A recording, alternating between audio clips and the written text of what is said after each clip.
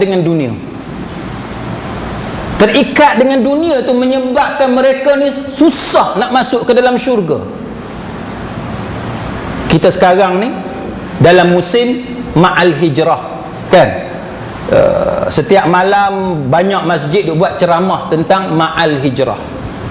Sidang hadirin mukminin, saya ada sebut tentang isu ini di satu masjid baru ni. Penceramah kalau dia nak cerita tentang ma'al hijrah ataupun awal Muharram ni, dia kena baca satu ayat daripada surah An-Nisa ayat 97. Yang ni dia kena baca supaya dia faham senario yang kata ma'al hijrah tu.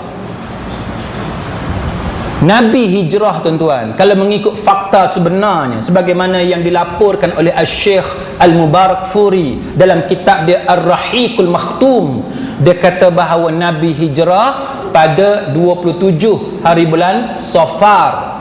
27 hari bulan Safar. Lambat lagi, tuan-tuan. Kita dah sambut dah. Masuk je 1 Muharram kita sambut ma'al hijrah. Sebenarnya dak tu. Depan tu, bulan depan tu, tuan-tuan. Hujung bulan tu. Tapi dah sebab tahun baru hijrah ni dimula dengan bulan Muharram, pasal tu masyarakat kita sambut awal bulan Muharram. Walaupun peristiwa hijrah yang Nabi hijrah dari Mekah pergi Madinah tu berlaku di hujung bulan Safar. Tak apalah, maknanya kalau masjid ni belum pernah buat lagi ceramah ma'al hijrah, dia buat bulan depan pun boleh. Nanti kalau ada masjid yang kata, apa Haji, orang dah lepas dah sebulan, dekat 2 bulan dah, pasal apa baru buat? Kita katakan dia, hang lah tak mengaji. Kamu tu tak mengaji. Nabi hijrah ni bulan ni, ujung bulan ni, bulan lepas tu baru Muharram. Tu kena dia juga, tuan-tuan. Kan? Sebab tu kita ni untungnya mengaji, kan? Baru kita tahu, Nabi hijrah hujung bulan Safar, bukannya hijrah dalam bulan Muharram. Baik, dia cerita dah, tuan-tuan sekalian. Firman Allah Ta'ala, a'udzu billahi minasyaitanir rajim, innal ladzina tawaffahumul malaikatu zalimi anfusihim qalu fima kuntum qalu kunna mustad'afina fil ard qalu alam takun ardullahi wasi'ah fatuhajiru fiha faulaika ma'wahum jahannam wasa'at masira. Allah Ta'ala kata, sesungguhnya golongan yang diwafatkan oleh malaikat maut, mereka itu dalam keadaan menzalimi diri mereka sendiri. Lalu malaikat maut tanya kepada orang yang malaikat maut cabut nyawa tu, fima kuntum, bagaimana keadaan agama kamu? Maka orang yang dimatikan oleh malaikat tu jawab, kunna mustad'afina fil ard, kami golongan yang tertindas di bumi kami sendiri. Lalu malaikat maut berkata, alam takun ardullahi wasi'ah fatuhajiru fiha, bukankah bumi Allah Ta'ala itu luas di mana kamu boleh berhijrah kepadanya? Allah Ta'ala kata apa? faulaika ma'wahum jahannam wasa'at masira. Puak-puak ni tempat kembali mereka kat mana? Neraka Jahannam, seburuk-buruk tempat kembali. Tempat tinggal dia neraka Jahannam. Punca dia apa, tuan-tuan? Punca dia perang Badar. Perang Badar. Dalam perang Badar, kesudahan dia menang orang Islam. Orang Islam ni sebenarnya, tuan-tuan, perang dia boleh kata menang semua sebenarnya, tapi dia ada beberapa masalah menyebabkan setengah-setengah perang tu kita kalah. Contohnya perang Uhud. Perang Uhud kita menang lawan dengan tentera musyrikin yang dipimpin oleh Khalid Al-Walid masa tu, yang belum lagi Islam. Dah menang dah. Khalid Al-Walid bawa tentera musyrikin balik ke Mekah, tuan-tuan. On the way balik tu, tentera Islam yang duduk kat atas bukit turun. Yang tu yang punca menyebabkan Khalid Al-Walid nampak, dia buat U-turn, dia serang secara mengejut, maka tentera Islam tidak dapat bertahan dengan serangan kali kedua yang dipimpin oleh Khalid Al-Walid dalam peperangan Uhud. Perang Uhud, pusingan kedua tu yang kalah. Pusingan pertama kita menang. Baik, dalam perang Badar ni, perang pertama, tuan-tuan, kita menang. Maka tentera-tentera Islam dengan tentera kafir hak mati ni bergelimpangan di medan perang. di medan Badar. Maka sahabat Nabi asing-asing mayat, urus mayat ni duk tengok, tiba-tiba tentera musyrikin, dia tengok ada di kalangan tentera musyrikin orang Islam. Bila ada orang Islam, sahabat-sahabat Nabi ni berbeza pendapat. Ada kata dia tetap orang Islam sebab dia ni beriman kepada Muhammad sallallahu alaihi wasallam. Hak lain pula kata tak, walaupun dia Islam tapi dia jadi tentera musyrikin, kita kena anggap dia sebagai orang kafir, kena uruskan jenazah dia sebagaimana orang kafir. Maka surah An-Nisa ayat 97 Allah Taala turunkan bagi jawapan, faulaika ma'wahum jahannam, tempat tinggal mereka ialah neraka jahanam. Maknanya apa? Mereka kafir. Walaupun mereka di Mekah beriman kepada Muhammad sallallahu alaihi wasallam, tapi dengan sebab mereka enggan berhijrah, tak mau berkorban fi sabilillah, Nabi dan para sahabat yang lain tinggal semua benda di Mekah, tuan-tuan. Tinggal rumah tangga, tinggal kebun, tinggal tanaman, binatang ternakan, semata-mata kerana patuh kepada perintah Allah. Pergi ke Madinah, tiba-tiba ada segelintir orang Islam yang lebih rela duduk di negara kafir, di negara yang duk tekan orang Islam. Maka datang satu masa Allah Ta'ala uji dia. Uji macam mana? Pemimpin Mekah paksa dia supaya jadi tentera musyrikin lawan Nabi, menyebabkan orang Islam ni jadi tentera musyrikin lawan Nabi. Maka sebab itu mereka dihukum sebagai orang kafir yang masuk dalam neraka jahanam, duduk dalam neraka jahanam selama-lamanya, dan itulah seburuk-buruk tempat kembali. Sebab tu saya, tuan-tuan sekalian, bila orang tanya saya tentang apa yang duk berlaku sekarang ni, bagaimana Amerika menyerang pejuang-pejuang Islam di Syria, saya mengatakan bahawa apa yang sedang berlaku ni adalah ulangan kepada apa yang berlaku dalam perang Badar yang ada kaitan dengan peristiwa hijrah. Negara-negara Arab yang kaya raya, tuan-tuan sekalian, mereka enggan berkorban, mereka nak kekalkan kekayaan itu. Mereka bersahabat, berkawan dengan Amerika, bersekutu dengan Kanada, dengan negara-negara barat yang lain. Lalu mereka menjadi tentera yang bersekutu dan menyerang tentera Islam. Tidakkah sama dengan peristiwa hijrah? Dalam peristiwa hijrah yang kemudian jadi perang Badar, yang mana orang Islam di Mekah bersekutu dengan tentera musyrikin lawan Nabi sallallahu alaihi wasallam. Sebab tu kita, tuan-tuan sekalian, kita kena ada satu sifat sanggup berkorban, barulah kita boleh menjadi umat Muhammad sallallahu alaihi wasallam yang sebenar-benarnya. Ini dia, tuan-tuan. Tapi kita nak buat macam mana? Sebab dalam realiti kita pada hari ini, kita ada sangat banyak masalah, tuan-tuan sekalian. Banyak masalah di mana orang-orang Islam dia tak mau susah-susah, dia nak senang-senang, menyebabkan mereka tidak menjadi umat Islam yang tulen. Akhirnya tu faulaika ma'wahum jahannam wasa'at masira. Tuan-tuan sekalian, sebab tu untuk kita jadi orang Islam, umat Muhammad yang sebenarnya, kita kena ada, kita panggil fiqh. Faqihun wahid asyaddu 'ala syaitan min alfin 'abid. Faqihun wahid, seorang yang faqih, seorang yang faham tentang agama, asyaddu 'ala syaitan, lebih sukar bagi syaitan untuk digoda berbanding dengan min alfin 'abid, daripada 1000 orang ahli ibadat.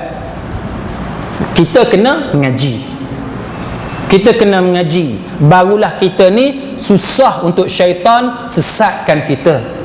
Bila kita tak mengaji, yang tu yang duk jadi masalah. Apa kepentingan kita mengaji, tuan-tuan sekalian? Kepentingan kita mengaji, kita tahu baik hak mana, buruk hak mana. Apa penting kita mengaji, tuan-tuan? Penting kita mengaji ialah apa yang patut kita bagi keutamaan, apa yang patut kita kemudiankan. Bila kita tak mengaji, kita tidak ada ilmu, kita tak kenal sunnah Nabi sallallahu alaihi wasallam, kita tak tahu apa dia amalan-amalan Nabi, menyebabkan amalan kita tidak serupa 100% dengan amalan Nabi. Yang tu yang jadi masalah. Kita duk rasa kita ikut Nabi, tapi sebenarnya kita tak ikut Nabi pun. Kita duk rasa kita dah buat ibadat elok dah, tapi sebenarnya kita hanya syok sendiri. Yang tu yang kita tak mau, kan? Kita tak mau yang tu. Baik, mungkin tuan-tuan akan kata, salah ke dengan apa yang kita duk ada sekarang, kan? Apa lagi yang tak betulnya? Kita dah semayang elok dah, kan? 5 waktu dah semayang. Lepas tu bila puasa Ramadan kita dah puasa. Apa lagi yang salah? Tuan-tuan sekalian, saya boleh bagi beberapa contoh sebagai pengisian untuk kita pada malam ni. Bagaimana orang kita, tuan-tuan sekalian, kerana dia tak mengaji dengan cara yang betul, menyebabkan dia tidak solid, dia tidak 100% macam sebagaimana yang dilakukan oleh Nabi sallallahu alaihi wasallam. Kita ambil beberapa contoh, tuan-tuan sekalian. Antaranya ialah Syekh Yusuf Al-Qaradawi kata apa? Syekh Yusuf Al-Qaradawi kata orang Islam ni, amalan dia, kalau dia nak dia nak beramal sebagaimana yang ada dalam Sahih Bukhari dan Sahih Muslim pun, dia kata tak habis untuk dia buat. Tu pun dah banyak dah. Itu pun dah banyak dah. Tapi orang kita, tuan-tuan sekalian, dia tak mengaji ikut keutamaan, menyebabkan amalan-amalan kita orang Islam ada di beberapa tempat, ada beberapa bahagian yang mana tidak mengikut hierarki ataupun keutamaan yang sebenar. Benda yang patut dia buat, dia tak buat. Benda yang tak sepatutnya dia buat, dia pergi buat. Ni yang jadi masalah. Kalau tuan-tuan buat satu benda, tuan-tuan akan tinggal benda lain. Sebagai satu contoh, tuan-tuan sekalian, apa sunnah Nabi yang Nabi sangat tekankan? Antaranya sembahyang 5 waktu. Sembahyang 5 waktu. Sembahyang maghrib tadi berapa saf? Berapa saf tadi? 2. Kita katalah 2 saf. Sembahyang maghrib tadi wajib ke sunat? Wajib aja kan? Sembahyang maghrib wajib. Nabi pernah tak sembahyang maghrib di rumah? Ataupun sembahyang 5 waktu di rumah? Pernah tak? Tak pernah. Sembahyang 5 waktu Nabi semuanya di masjid, tak pernah berlaku di rumah. Tapi kita orang Melayu, kita tak payah ceritalah masyarakat di luar. Kita cerita dalam masyarakat kita dulu. Kita orang Melayu, tuan-tuan sekalian, sembahyang maghrib berapa saf tadi? 2 saf. Lepas tu yang sembahyang raya pasal apa penuh sampai belakang? Sembahyang raya wajib ke sunat? Sunat. Ada ulama kata wajib, tapi jumhur dan pendapat yang rajih kata sunat.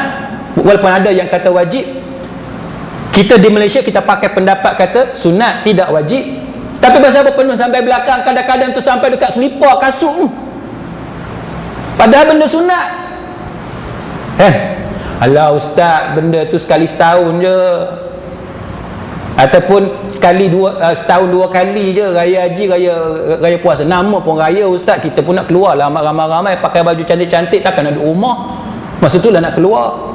Okey. Habis yang bulan puasa sembahyang tarawih yang penuh tu pasal apa? Dekat masjid ni, tarawih dengan sembahyang maghrib tadi mana ramai? Ramai maghrib ke ramai tarawih? Ke masjid masjid Kampung Jambu ni ramai maghrib? Tarawih tinggal 1 saf. Tarawih tinggal 1 saf. Tak, mana-mana masjid saya pergi, tuan-tuan. Saya ceramah merata, tuan-tuan, sampai Sabah, Sarawak, apa semua. Tanya mana-mana masjid, semua cerita sama. Kalau sembahyang 5 waktu sikit, kalau sembahyang tarawih ramai. Sebab apa? Mana hak wajib, mana hak sunat? Kita dah terbalik dah, tuan-tuan. Ni masalah. Alah ustaz, kita ikut mazhab Syafi'i. Okey, ikut mazhab Syafi'i. Mazhab Syafi'i kata apa? Mazhab Syafi'i kata sunat ustaz. Sembahyang Jumaat kat masjid ni, sembahyang kat rumah pun boleh. Tuan-tuan, Ni masalah kita, masyarakat kita di Malaysia. Dia kata mazhab Syafi'i, sedangkan mazhab Syafi'i tak kata macam tu. Dia duk rasa mazhab Syafi'i, sebenarnya itu bukan mazhab Syafi'i. Siapa yang belajar sampai PhD, sampai Masters ataupun PhD, dia tahu. Bila kita buat research, antara benda yang dia tekankan research kita tu mestilah ada validity dengan reliability. Bila sebut mazhab Syafi'i ni, mazhab Syafi'i ni, kitab apa dia yang paling muktabar, yang paling boleh kita pakai untuk kata tu mazhab Syafi'i? Lah, tuan-tuan kata tuan-tuan mazhab Syafi'i, kata tuan-tuan apa? Mazhab apa ni? Kalau tuan-tuan mazhab Syafi'i, tuan-tuan mesti boleh sebut nama kitab mazhab Syafi'i. Ni nama kitab mazhab Syafi'i pun tuan-tuan tak boleh sebut. Melawak kan? Tak apa melawak kan? Apa dia mazhab Syafi'i? Hak paling besar tuan-tuan sekalian, hak tok guru paling besar, the founder, pengasas kepada mazhab Syafi'i ialah Imam Syafi'i sendiri, betul tak? Imam Syafi'i sendiri. Antara kitab yang dikarang oleh Imam Syafi'i, walaupun ada perbezaan pendapat tentang betul ke Imam Syafi'i yang karang ataupun anak murid dia yang dengar, tolong catat untuk Imam Syafi'i, yang tu kita letak kat tepi lah. Tapi secara umumnya kitab ni dikenali sebagai kitab yang datang daripada Imam Syafi'i rahimahullahu ta'ala. Nama kitab tu apa dia tuan-tuan? Al-Um. Al-Um. Al-Um ni bahasa Arab lah, bahasa Melayunya mak, ibu, ataupun kitab induk kita panggil, kitab induk. Dalam Al-Um dia kata bahawa kalau kita walaupun semayang di rumah, kita kata kita berjemaah di rumah dengan isteri kita, dengan anak-anak kita, itu tidak memadai bagi lelaki yang mukallaf. Tidak memadai bagi lelaki yang mukallaf. Lelaki yang mukallaf untuk melepaskan taklif pada bahu dia, dia hendaklah solat di masjid. Mazhab Syafi'i itu tuan-tuan. Mazhab Syafi'i sama tak dengan benda hak Nabi buat tuan-tuan? Sama tak dengan benda hak Nabi buat? Sama. Yang Nabi tak pernah semayang di rumah. Nabi semayang di masjid sahaja, semayang 5 waktu. Semayang sunat je semayang kat rumah. Semayang wajib di masjid. Tapi kita tuan-tuan sekalian, semua semayang kita di rumah. Tu pun kalau semayang. Kalau semayang lah. Kita tak cerita hak subuh gajah lagi. Kalau subuh gajah tahan lagi, ada lagi subuh dinasar pun ada. Kakak tahu subuh dinasar macam mana? Jamak ni tuan-tuan, dia ada jamak takdim dengan jamak takhir. Jamak takdim, zuhur dengan asar buat waktu zuhur, betul tak? Jamak takhir, zuhur dengan asar buat dalam waktu asar, ataupun maghrib dengan isyak. Kalau takdim dalam waktu maghrib, kalau takhir masuk waktu isyak. Tapi orang Melayu kita ni, dia ada satu lagi jenis jamak, iaitu jamak subuh dengan zuhur. Ada masa cuti dia jamak subuh dengan zuhur. Dia bangun pukul 12, dekat-dekat pukul 1. Dia tidur je hari cuti, dia bangun-bangun matahari dah tegak. Dia semayang subuh, nasib baik dia semayang. Tapi dah jenis orang kaki semayang ni, dia jamak. Lepas semayang subuh, dia semayang zuhur. Dan dia pandai, masa dia semayang subuh, dia takut anak dia perasan dia semayang subuh, dia tak baca kunut. Dia jadi Wahabi sekejap. Wahabi. Jadi Wahabi sekejap. Pasal apa tuan-tuan sekalian? Pasal kalau tiba-tiba semayang-semayang Allahu Akbar, tiba-tiba Allahumma hdini. Anak kata apa ayah ni? Allahumma hdini apa pula? Kan? Kalau tak baca kunut, kalau anak tanya ayah semayang apa? Semayang sunat qabliyah. Oh pandai tuan-tuan. Orang kita sampai subuh tu boleh semayang sekali dengan zuhur tuan-tuan sekalian. Punya teruk. Jadi macam mana kita nak cakap kita orang Melayu jadi orang Islam yang betul-betul ikut Nabi, sedangkan semayang maghrib tadi hanya 2 saf, hak lain semua semayang dekat rumah. Tuan-tuan, ni masalah masyarakat kita yang belum kita bercakap bab lain. Ambil bab puasa tuan-tuan. Tuan-tuan jangan risau, saya ceramah saya sejam je. Kan? Cuma sejam.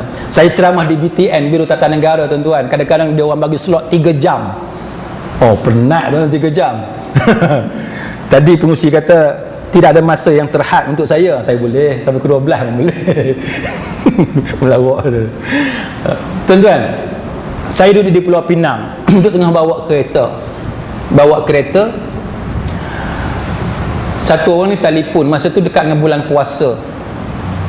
Nak cerita macam mana kita ni, tahap perbincangan kita jauh daripada Nuh. Nak pegang sunnah Nabi bab puasa ni jauh, tuan-tuan. Jauh sangat. Dia telefon dekat ustaz dalam radio tu. Dia kata, ustaz, nak tanya satu soalan. Dia kata, bila kita puasa nanti, ustaz kata kalau kita masukkan sesuatu dalam badan, batal puasa. Masuk ke hidung, masuk ke mulut, masuk ke telinga, masuk ke kemaluan depan, kemaluan belakang, batal puasa. Dia kata, macam mana kalau orang semelik? Dia kata, kalau orang semelik,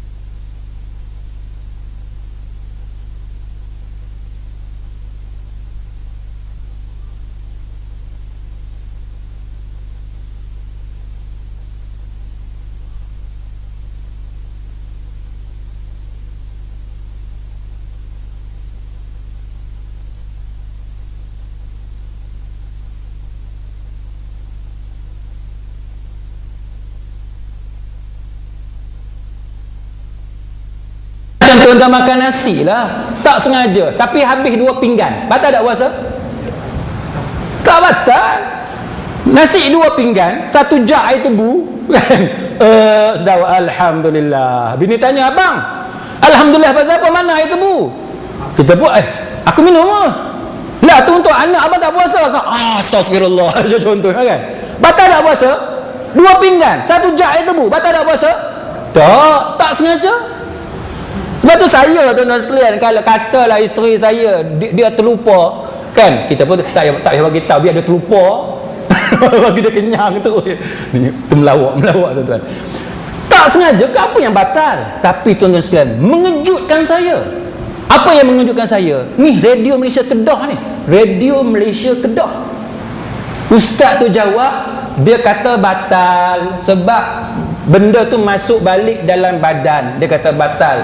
Maka untuk mengelakkan supaya puasa kita tidak batal, dia kata siapa yang semelik, dia kata bila najis dah keluar separuh, bila dia tak keluar dah, hendaklah dia patahkan najis dia. Astaghfirullahalazim. Astaghfirullahalazim. Saya kata macam mana ni? RTM boleh bawa ustaz macam ni? Kakak yang kat belakang kalau dengar pun, ustaz ni apa? Mengarut apa ni?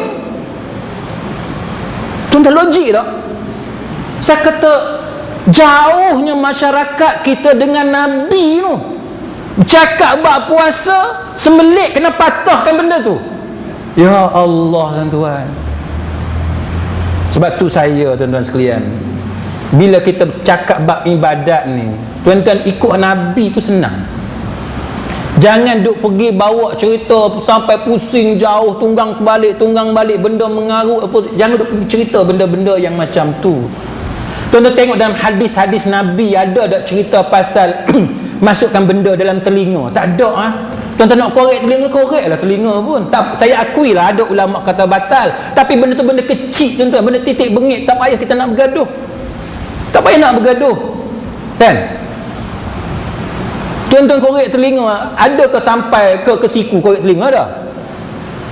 Macam tu je korek telinga. Maka benda tu benda tak penting untuk kita duk berdebat, berbahas dan sebagainya. Korek hidung, tuan-tuan sekalian, ada ustaz tu kata korek hidung ni tempat yang lembut je, dia kata tak batal. Sampai tempat keras tulang ni batal. Tu pun satu masalah pula.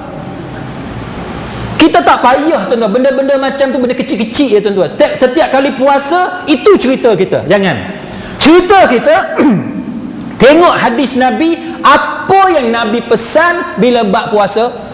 Apa benda Nabi pesan? Benda antara Nabi berpesan apa dia? Jangan buat maksiat, jangan cakap bohong, jangan cakap kotor. Itu yang kita kena pentingkan. Datang bulan puasa, nombor satu, pastikan bila kita cakap, jangan cakap benda kotor. Itu baru ikut Nabi. Bila kita cakap, kita jangan maki orang, jangan duk keji orang. Itu baru ikut Nabi. Ni dah cakap korek hidung, korek telinga, ni benda-benda yang tidak termasuk dalam apa yang dipentingkan oleh Nabi sallallahu alaihi wasallam. Sedang hadirin mukminin, sama juga bila kita cakap bab semayang tadi, orang kita duk sibuk nak bergaduh benda yang titik bengit. Sedangkan benda hak Nabi ajar teras pada sembahyang tu apa dia? Antaranya ialah bacaan kita tu. Bacaan kita tu, kita tahu tak Fatihah tu makna dia apa? Qul huwallah makna dia apa? Saya mengajar di satu universiti, tuan-tuan sekalian. Student saya, bila kita tanya makna Qul huwallah, separuh tak tahu. Cuba tuan-tuan bayang, pelajar masuk universiti. Kita jangan cerita budak sekolah menengah, jangan cerita budak yang masuk college, yang tak masuk universiti ni. Kita cerita hak masuk universiti. Masuk universiti makna budak ni terpelajar. Bila dia terpelajar, sedang hadirin mukminin, sepatutnya dia tahu makna qul huwallah. Tapi separuh tuan-tuan sekalian tak tahu makna qul huwallah. Saya tanya dia, apa makna qul huwallahu ahad? Apa makna dia? Hak tu pun tak boleh jawab. Allahus samad, apa makna dia? Yang tu pun tak boleh jawab. Tak sampai kepada lam yalid walam yulad walam yakul lahu kufuwan ahad lagi. Yang dua tu pun tak boleh jawab. Entah-entah kalau kita tanya malam ni seorang satu, hak tu pakat masing-masing pakat lari awal-awal mereka, kan. Ni tuan-tuan, jauh tak kita dengan Nabi, tuan-tuan? Jauh. Kita belum lagi cakap benda yang lebih ke depan, tuan-tuan sekalian. Kita hanya cakap benda yang sangat basic. Kenapa sangat basic, tuan-tuan sekalian? Sebab setiap kali kita nak tidur, antara surah yang kita baca yang ni, Qul huwallah, Qul a'udzu birabbil falaq, Qul a'udzu birabbin nas. 3 surah ni bukan benda asing bagi orang Melayu, tidak asing bagi orang Melayu Islam dalam negara kita. Tapi bila tanya makna, tak boleh jawab. Kalau tuan-tuan tak tahu makna wadduha, okeylah, sebab wadduha jarang baca. Tapi qul huwallah dengan qul a'udzu birabbin nas, 3 ni tuan-tuan sekalian, orang Melayu biasanya baca setiap kali dia nak tidur. Ke tuan-tuan tak baca? Yang tu pun satu masalah. Entah-entah tak baca pun. Macam mana tuan-tuan sekalian? Baik, sidang hadirin mukminin dah 8.30. Kita sekarang ni ialah poin kita malam ni, kita nak pastikan kita 100% ikut Nabi sallallahu alaihi wasallam. Saya nak ambil satu dua contoh sensitif, tapi saya minta maaf kalau tuan-tuan tak boleh terima contoh saya ni, tapi saya ambil satu dua contoh sensitif supaya tuan-tuan nanti balik fikir sama-sama. Tuan-tuan balik fikir sama-sama.